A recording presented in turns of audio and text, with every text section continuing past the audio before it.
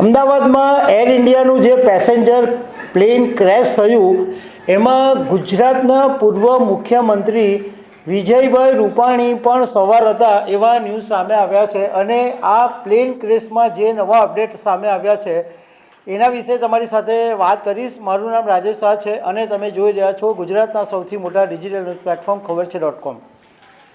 આજે ગુરુવારે અમદાવાદ એરપોર્ટ ઉપરથી અમદાવાદથી લંડન ગેટવિક તરફ જતું એર ઇન્ડિયાનું 171 Air India Boeing plane crash થઈ ગયું છે અને 1 વાગ્યે અને 38 મિનિટે વિમાન ટેક ઓફ થયું અને 1:40 મિનિટે ક્રેશ થઈ ગયું। મતલબમાં પ્લેન જેવું ઉડ્યું એવું તરત જ અથડાઈ ગયું અને આ જે એરપોર્ટની પાસે એક મેઘાણીનગર છે ત્યાં એક સિવિલના ડૉક્ટરોનું રહેવાનું સ્થળ હતું। એ બિલ્ડિંગની સાથે આ એર ઇન્ડિયાનું પ્લેન ભટકાયું અને એટલો જબરજસ્ત એક કંઈક મોટો બ્લાસ્ટ થયો હોય એવો અવાજ આવ્યો અને બિલ્ડિંગને પણ મોટા પાયે નુકસાન થયું છે। હવે આ વિમાનની અંદર ગુજરાતના પૂર્વ મુખ્યમંત્રી વિજય રૂપાણી પણ સવાર હતા એવા ન્યૂઝ સામે આવે છે અને મીડિયામાં અહેવાલો પણ છે અને એમનું જે બોર્ડિંગ પાસ છે એ પણ સોશિયલ મીડિયાની અંદર વાયરલ થઈ રહ્યું છે। એર ઇન્ડિયા લંડનની ફ્લાઇટમાં વિજય રૂપાણીનો જે સીટ નંબર છે એ 2D બતાવવામાં આવ્યો છે અને લંડનમાં વિજય રૂપાણીના દીકરી રહે છે એમને મળવા માટે વિજય રૂપાણી જઈ રહ્યા છે।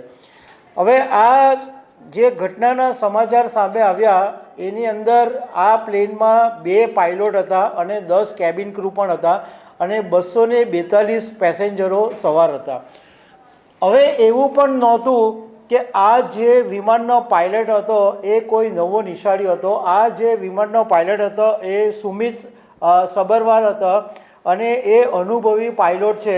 એમની પાસે 8200 કલાક વિમાન ચલાવવાનો અનુભવ છે અને એમનો એક સહયોગી પાયલોટ છે એને પણ 1100 કલાક વિમાન ઉડાવવાનો અનુભવ છે।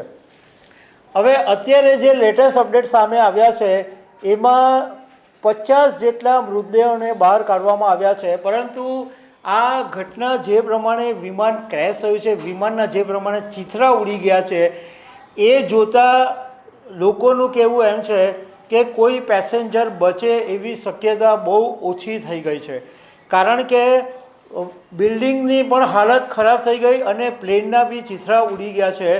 એટલી ભયંકર હદે આ વિમાન અથડાયું છે અને આ ઘટનાની જાણકારીની ગંભીરતા એટલી બધી છે કે કેન્દ્રીય ગૃહમંત્રી અમિત શાહ તાત્કાલિક દિલ્હીથી ગુજરાત આવવા માટે રવાના થઈ ગયા છે અને ગુજરાતના મુખ્યમંત્રી ભૂપેન્દ્ર રૂપાણીએ પણ એક નિવેદન આપીને આ જે ઘટના છે એના વિશે દુઃખ વ્યક્ત કર્યું છે।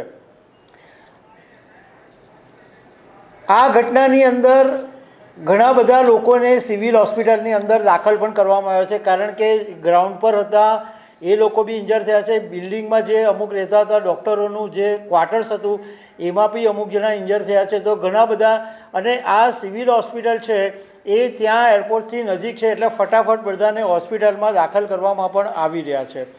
તો આના જે પણ કોઈ અપડેટ આવતા રહેશે એ અમે તમને આપતા રહીશું। Thank you very much.